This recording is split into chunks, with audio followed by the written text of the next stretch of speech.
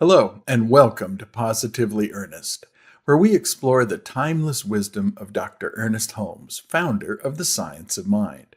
I'm Gary Takesian, your guide on this journey of what I like to call consciousness renovation, which we do by examining our old beliefs and replacing them with new ways of thinking that help us create the fulfilling life that we desire. So we start with this quote from Dr. Holmes. "The word that we speak is the law of our lives, and nothing hinders its operation but ourselves." Allow me to change that a bit. I would instead say, the stories we tell ourselves are the laws by which we live, and nothing hinders their effect but ourselves. Let's dive into this. I like to expand on Ernest's idea of words to include the whole narrative that we have going on inside our heads all the time. The internal narrative goes on constantly as we try to make sense of our world.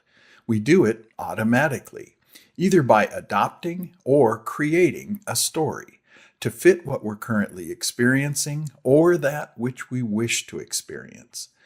This quote from Dr. Holmes, where he calls our words the law of our lives, highlights the immense power our words and stories hold in shaping our day-to-day lives. When we run up against something that doesn't work out the way we'd hoped, the main obstacle is often telling ourselves old stories that dwell on thoughts that are inconsistent with what we really want. So, how does this apply to our daily lives? Dr. Holmes teaches us that we live in a cause and effect universe, and that our words, and by extension our internal stories, are not only powerful, they are causative, meaning that the effect of the stories we tell ourselves can be just as powerful in causing an unwanted result as a desired result.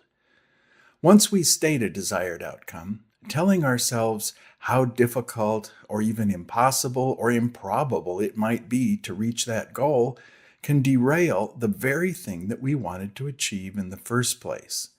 It is to our benefit that we pay attention to the stories we tell ourselves, but also to be mindful of the stories we tell others.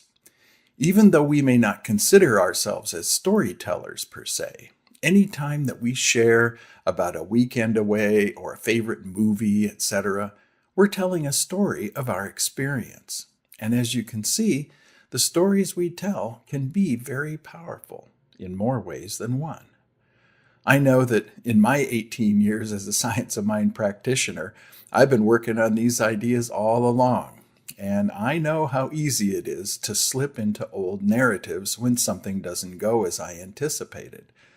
When I fall into a lapse of consciousness, my partner is right there to remind me to speak only of that which you wish to experience. And that stops me in my tracks from any more grousing around that I may be doing.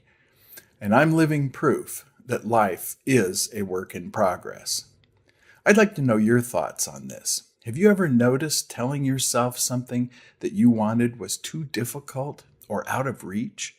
Or perhaps that even though you really wanted something, you felt somehow unworthy to pursue it? Share your experiences below. Your insights might inspire someone else on their journey of self-discovery. As we wrap up this episode, it's important to remember that we won't achieve success from telling a new story of something we desire if we also continue telling that same old story of what isn't working for us. Once you declare a desire, avoid second-guessing it. Let the universe work for you without interfering with a story that may derail your desire. Being conscious of this power is essential to living the life you desire and staying in step with our rapidly changing world. Thanks for joining us for this episode of Positively Ernest from Vida Spiritual Learning Center. If you found this meaningful, we'd love to hear from you. Please leave a comment, question, or suggestion below.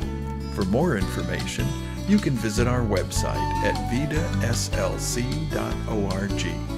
where you can also make a tax-deductible donation to support the programming that we provide for free. Don't forget to like, share, and subscribe so you can be notified of future programs. Thanks, and we'll see you next time as we are Positively Ernest.